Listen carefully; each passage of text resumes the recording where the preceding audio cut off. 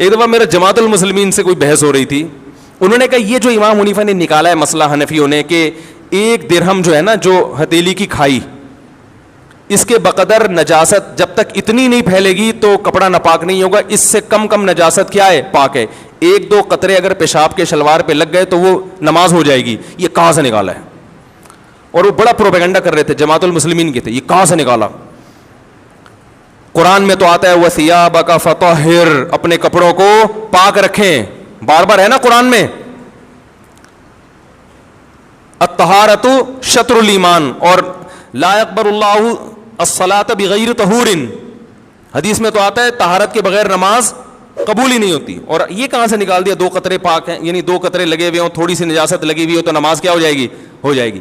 وہ بڑا پروپیگنڈا کر رہے تھے, 8-10 سال پرانی بات ہے. ہر جگہ دیکھو قرآن کے خلاف ابو حنیفہ کا مسلک, حنفی لوگ امام ابو حنیفہ کی اندھی تقلید کرتے ہیں اور قرآن حدیث کو چھوڑ دیتے ہیں. قرآن میں تو کہیں نہیں ہے, تو وہ مجھے کہیں ہم چلے گئے, ان کی کوئی کمبختی تھی یا کیا تھا واللہ عالم. تو میں نے ان سے عرض کیا, میں نے کہا دیکھیں آپ قرآن میں جہاں یہ آتا ہے نا اپنے کپڑوں کو پاک رکھیں, قرآن میں یہ بھی آتا ہے ما جعل علیکم فی الدین من حرج, اللہ نے تمہارے دین میں ذرا بھی تنگی, ذرا بھی کا ترجمہ بھی جو گرامر جانتا ہے وہ کہے گا. من حرجن کا مطلب یہ نہیں کہ اللہ نے تنگی نہیں رکھی, من یہ بھی تاکید کے لیے اور تنوین بھی تقلیل کے لیے, من حرجن ذرا بھی تنگی نہیں رکھی ہے. میں نے کہا ایک حدیث. دوسری بات یہ کہ صحابہ کرام جب استنجا کیا کرتے تھے تو سب کے پاس پانی میسر نہیں تھا, ڈھیلوں سے استنجا ہوا کرتا تھا. جو لوگ پانی سے استنجا کرتے تھے قرآن نے ان کی تعریف کی ہے اس زمانے میں نا, کہ پانی سے استنجا کر رہے ہیں, قرآن نے تعریف کی, صفائی پسند لوگ ہیں. صحابہ میں اکثریت اس لیے کہ ایسے واش روم نہیں تھے, عرب میں تو پانی کا حصول بہت مشکل تھا. یہ بات تو حدیث سے ثابت ہے کہ نبی صلی اللہ علیہ وسلم نے فرمایا جو استنجا کرنا چاہتا ہے 3 ڈھیلوں سے استنجا کرے, صحیح ہے نا. تو میں نے کہا ڈھیلے سے جب استنجا کرے گا, جو حدیث سے صحیح حدیث سے ثابت ہے جس کو آپ بھی مانتے ہو میں بھی مانتا ہوں کہ پانی سے استنجا ضروری نہیں ہے, تو ڈھیلے سے جب استنجا کرے گا تو نجاست اپنی جگہ سے مکمل صاف نہیں ہوتی. تھوڑے جب آپ نے پیشاب کیا, ڈھیلے سے استنجا کیا, تو کیا وہ جگہ سے مکمل پیشاب زائل ہو گیا ہے؟ مکمل پانی کے استعمال کیے بغیر زائل نہیں ہوتا. تو اب امام صاحب نے کہا کہ قرآن کہہ رہے کہ دین میں تنگی نہیں ہے, اور اتنا اپنے جسم کو پاک رکھنا کہ ایک سوئی کے ناکے کے برابر ٹپکا بھی نہ لگے, یہ پریکٹیکلی ممکن نہیں ہے. آ رہی ہے سمجھ میں؟ کہیں بھی جا رہے ہوتے ہیں چھینٹیں لگ جاتی ہیں کچھ نہ کچھ. جب آپ پیشاب کرتے ہیں, جو آج کل WC کا سسٹم ہے, کیا یہ کوئی یقین سے کہہ سکتا ہے کہ 1-2 چھینٹیں بھی نہیں لگی ہوں گی؟ کچھ نہ کچھ تو ہوتا ہے. تو میں نے کہا اب وہ کچھ مقدار تو بہرحال مستثنی کرنی پڑے گی جو خاطر میں نہیں ہے.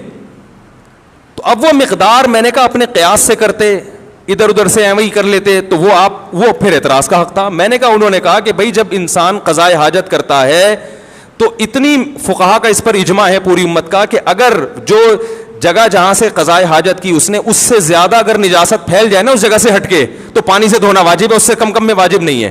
تو انہوں نے اندازہ لگایا اچھا اتنا حصہ قابل معافی ہے. اب وہ بجائے اس کے کہ اس گندی جگہ کا نام لے کے کتابوں میں لکھیں, تو نام مہذب استعمال کیا بھائی درہم کے بقدر, یہ ہتھیلی کی گہرائی کے بقدر.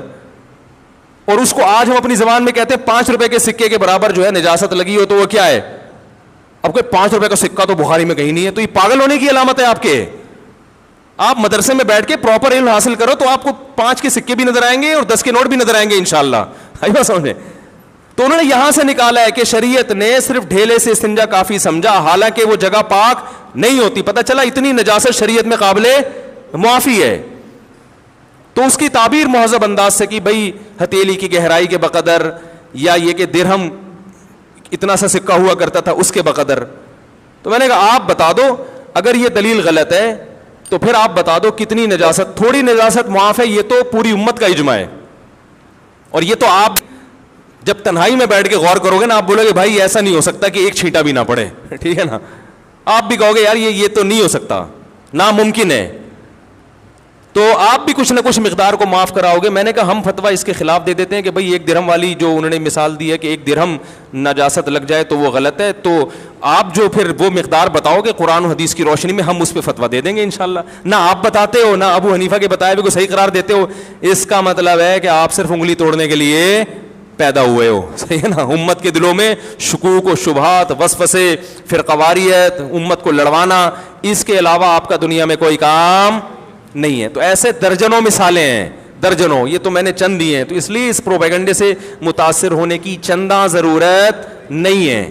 سمجھ رہے ہو, ہر فقی کا اپنا اصول ہے. سب سے پہلے قرآن کو, پھر ایک اور مثال. اگر ویڈیو اچھی لگے تو شیئر بھی ضرور کر دیں. رنگ میں لگ جائے تیری دھن, دل تیرا بنے مولا, تیرا بن کے گائے گن.